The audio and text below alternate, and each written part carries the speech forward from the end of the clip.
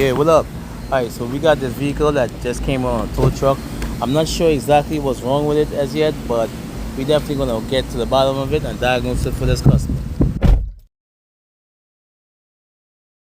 Yeah, so what we have here is a 2020 Hyundai Tucson GDI 1.6 turbo. This customer said they were driving along and felt a drastic change in the acceleration pedal. Right, the vehicle started to vibrate and they hardly have power. So seeing that I worked on these type of vehicle before, the first thing I like to do is do a clear flood mode to listen to the cadence of the engine. So let's get that done. Alright, so it's sounding real good. So the next thing I like to do is just start it up. Okay, let you rev it up for a little bit, and we're just trying to figure out what direction we would like to go after. Is it coil? Is it plug? We're not sure. Is it injectors? So let's rev it up. All right, sound. Oh, I felt it. Yeah, it's feeling that misfire and that rough idle. And you also notice that we don't have any check engine light on, right? So these vehicles is notorious for blown coils, damaged plug, and also a damaged valve, right? The exhaust. I don't know why. And turbo problems also, right? So let's put the scan tool on it and let's see if we can figure out what we're going to be chasing after. I believe we may have a, let's say, a ignition problem, because it doesn't feel like a serious misfire, but it's clearly there. So we're gonna put the scan tool on it and let's see if we can scan this car and see if we could pick anything up. I'm not sure exactly what's going on with this vehicle. As I said, it now came on a tow truck and the customer said, they were driving and it felt really harsh. So let's switch off and let's scan this vehicle and do our thing.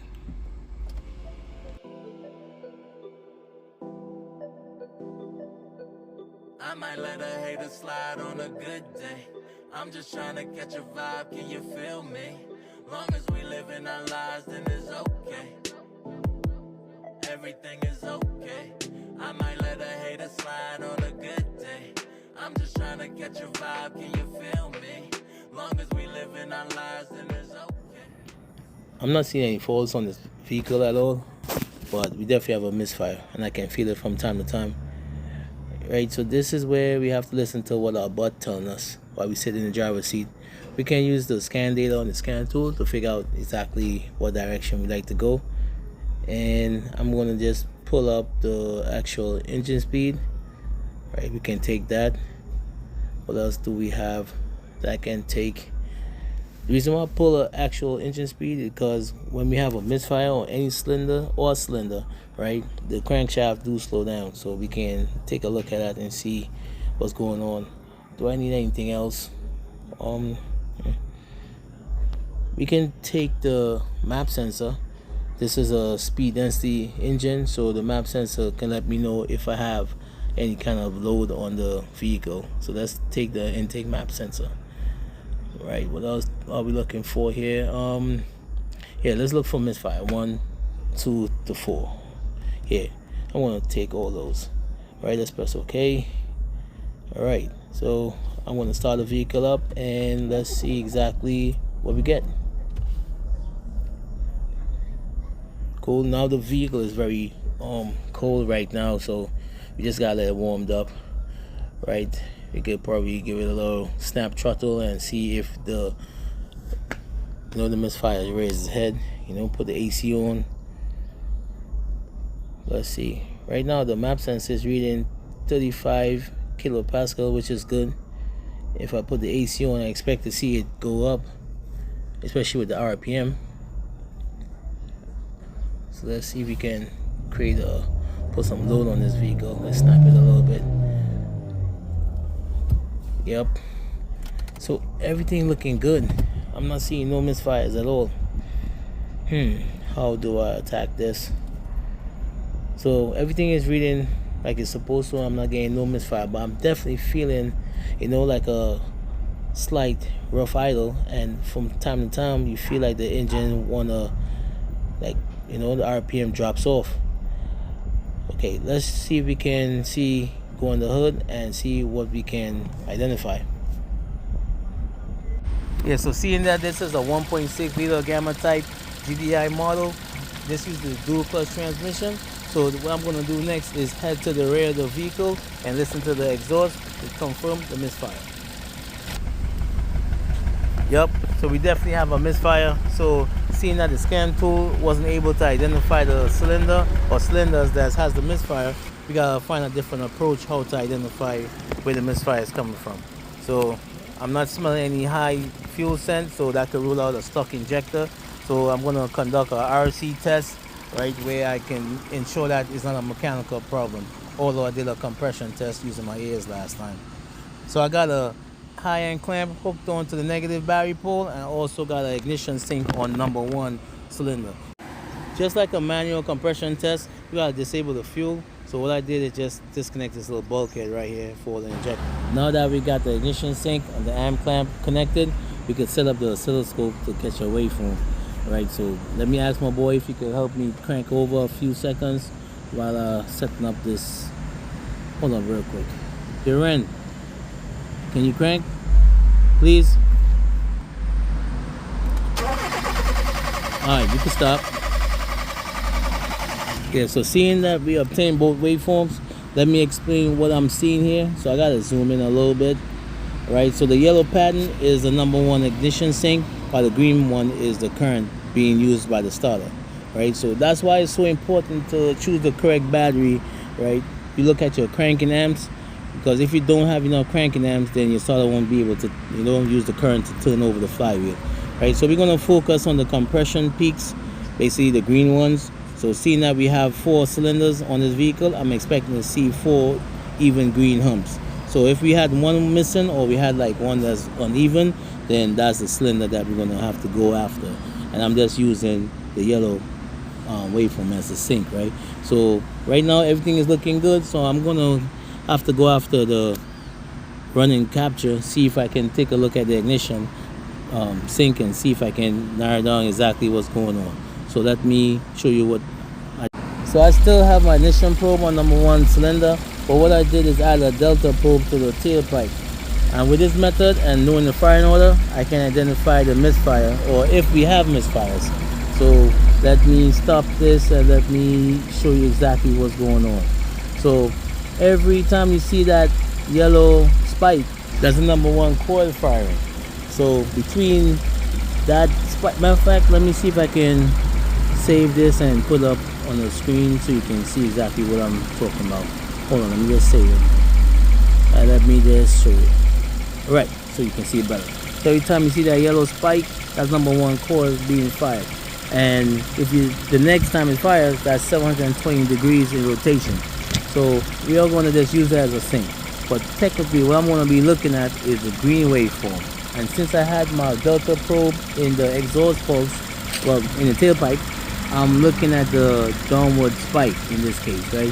So if you can tell, if you remember, I said it got to be uniform, right? So if you have a misfire, in this case, I'm seeing this downward pull. That's letting me know that number 2 is our fault right now, right? Because the firing order is 1, 3, 4, 2.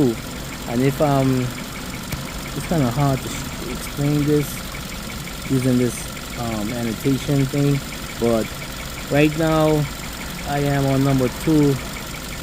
Yeah, I'm number 2 because I'm sync on number 1 and number 2 has the deeper pull.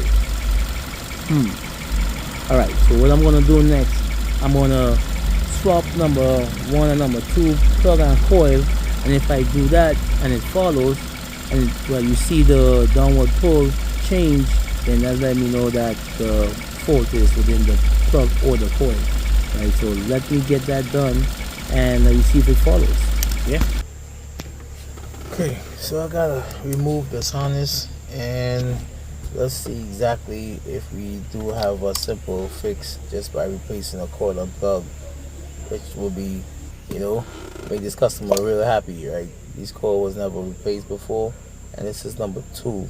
So I'm gonna see exactly what's going on. The coil look intact, so I'm not sure if it's a spark plug, but if it is a spark plug, I'm gonna replace the coil and the plug. No comebacks. I hate comebacks. So let's take this out.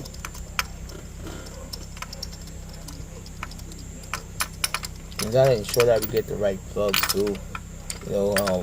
because we don't want this customer to be shutting down and having to call me. So let me see if I get a magnet real quick. Hold on. Let me pull this out. It could be that it just, over time, I saw it had like 90,000 kilometers, about 90,000 kilometers on the dash. So, yep. It's hot, so you gotta bear with me real quick. It don't have any oil on it. It looks like just the spark plug is wet. So it looked like this coil wasn't firing at all. So my fuel trim wasn't affected as much. But I'm just gonna, I could swap 1 into 2 and see if it follows. I can do that. Matter of fact, let's do that. Let's switch number 1 into 2 and let's see if the fault follows. And if it does, that let me know that, I'm on the right track. So let's do that.